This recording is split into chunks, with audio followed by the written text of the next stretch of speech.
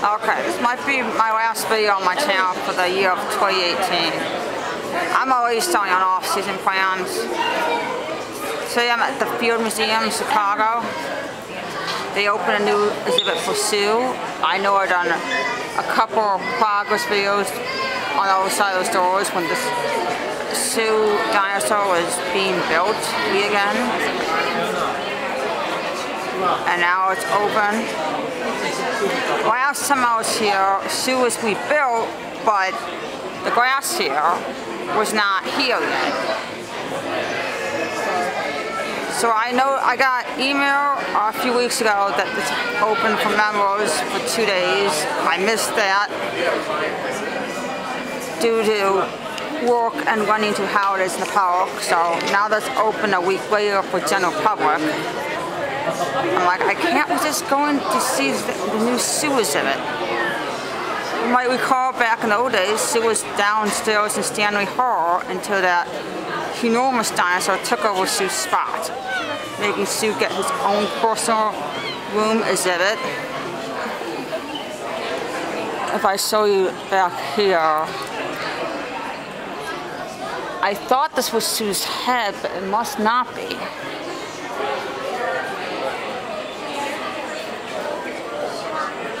So it totally makes you feel like you're going through the jungle back there.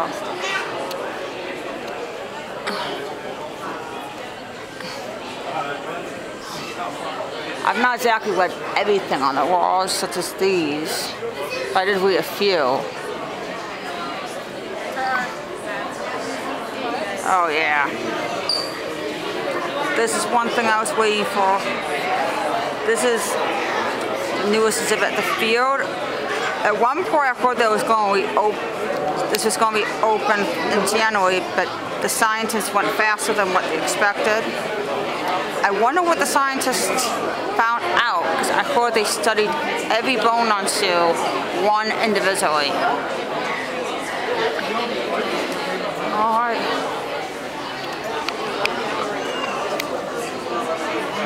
I'm not sure how far this goes, to be honest. I heard at one point in time, don't remember this used to be where the theater was. Well, I still don't remember that. That was before I became a member here.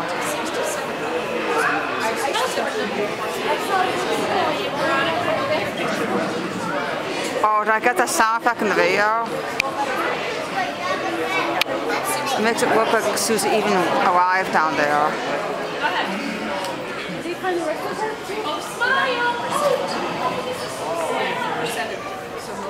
That's cool.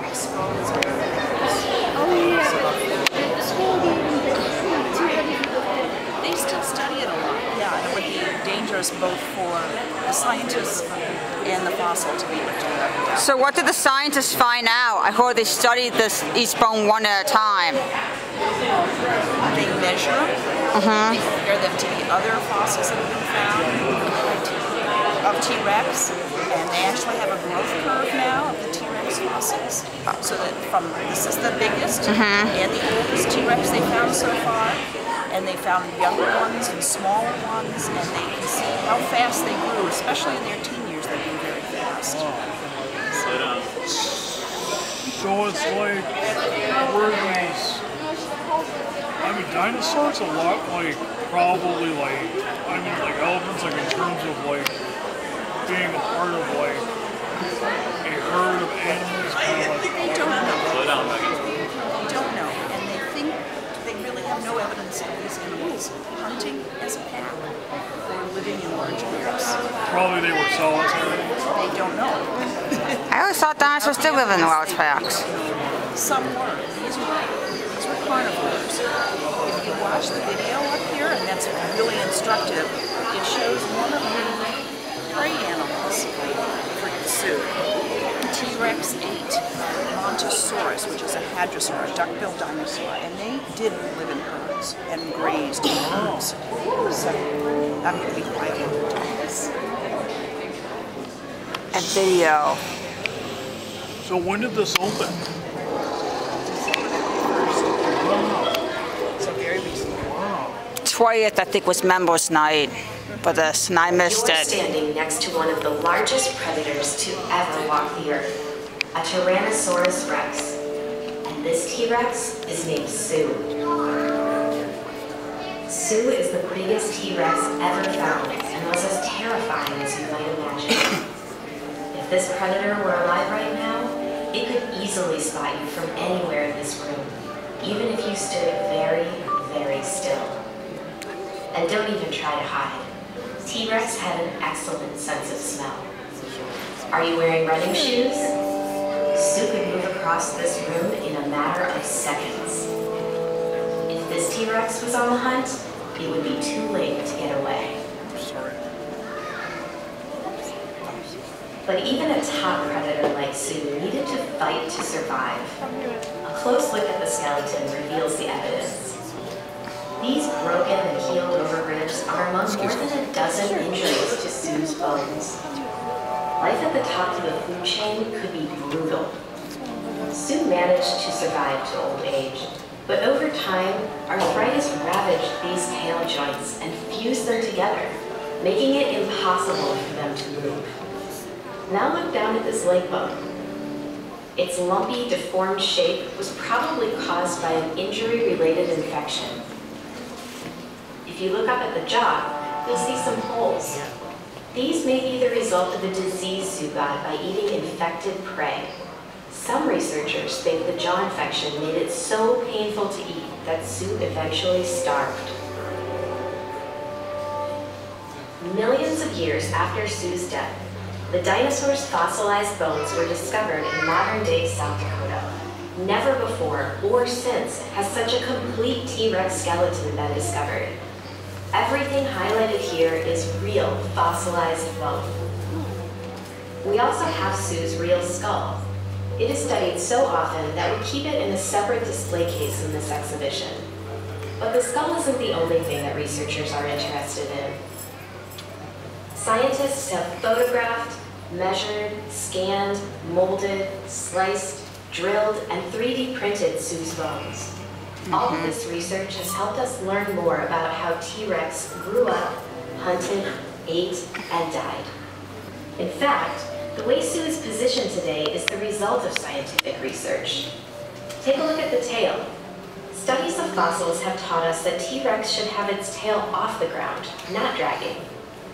We've also learned where Sue's gastralia, or belly ribs, would have been. They're down here. Now that they are in place, they give this fossil a bulky appearance. But we don't know everything. There are still some big questions out there. Was Sue male or female? I always thought male. What were those tiny arms used for? Did T-Rex have feathers? Did they hunt in packs or alone? We've learned so much about T-Rex in the last 100 years, and with each new discovery, the more vividly we can see the towering, ferocious, battle-scarred predator that Sue once was.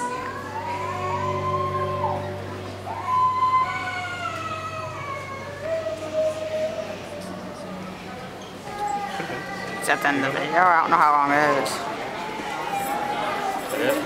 Bentley, if the lights are coming back on. Cool. I had no clue there was a video to this exhibit.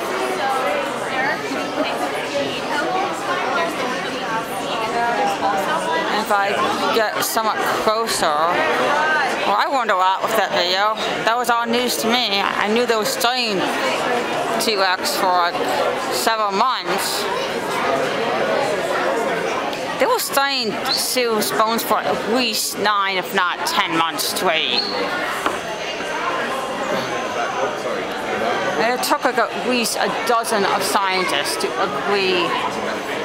And I heard that each scientist had to study a different thing than the others were in charge of studying to get the job done quicker. Okay, well, I showed you the new zoos over here at the Field Museum. I'm gonna look at Sue from another angle for you, and then set off the camera. It was hard to find.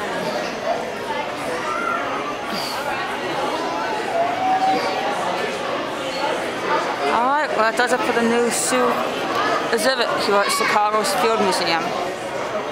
I'm ending the exhibit right now. Bye.